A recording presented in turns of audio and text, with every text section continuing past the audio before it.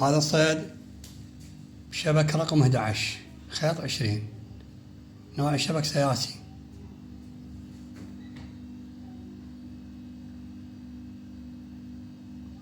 الصيد في نهر الفرات، ماكو بعد، البذور كلها جفت، ذبيناها على الفرات. هاي بذبة واحدة، هذين كل سمكاتي بذبة واحدة، المسافة تقريبا نص كيلو.